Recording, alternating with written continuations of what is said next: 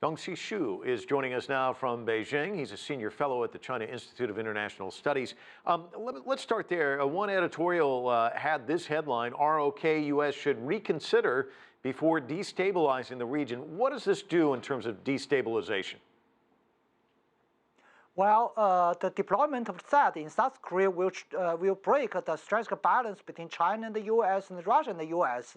And meanwhile, the system cannot protect South Korean people. For example, the metropolitan of Seoul area cannot be covered by THAAD. So Chinese people cannot understand why South Korean government insists on deploying THAAD that damage China's and Russia's national security interests, while there's no benefits to South Korea's national security. So that really make a lot of Chinese angry.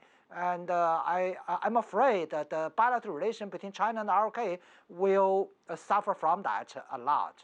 Yeah, let's talk a little bit more about bilateral relations, because we're already seeing examples of that. Some people in China boycotting Lotte stores. One shopper saying, "I will never shop at this market again, and I will never go to South Korea." So talk to me about the ripple effects and what this does to bilateral relations, because it wasn't that long ago that President Xi was in Seoul addressing college students there, and Park Geun-hye was at the military parade in Beijing back in 2015. It seemed like relations were going in the right direction. Now it seems like they may be going in the wrong direction.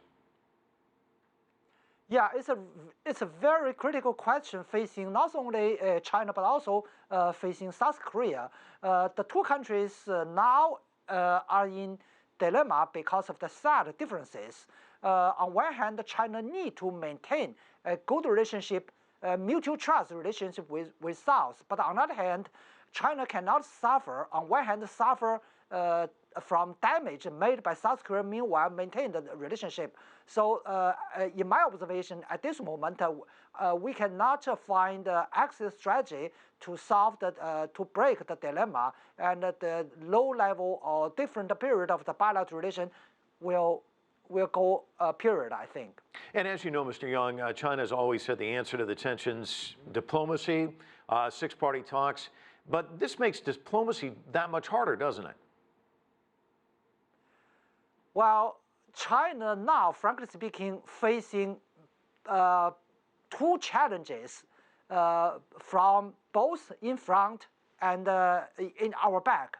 In front challenge, we are facing upgraded, escalated crisis made by North Korean nuclear issue, and we sincerely hope strengthen the cooperation with South Korea and the other countries to solve this issue in peaceful manner.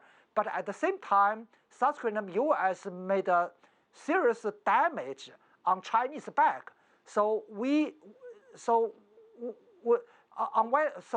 cannot continue our sincere cooperation with the damaged mutual confidences. But on the other hand, we cannot make a linkage between THAAD and denuclearization. We will continue our cooperation or even our unilateral insistence on the denuclearization. And meanwhile, we have to make our new additional measures to meet the challenges made by THAAD deployment. Mr. Yang, thanks so much for joining us from Beijing and giving us your analysis.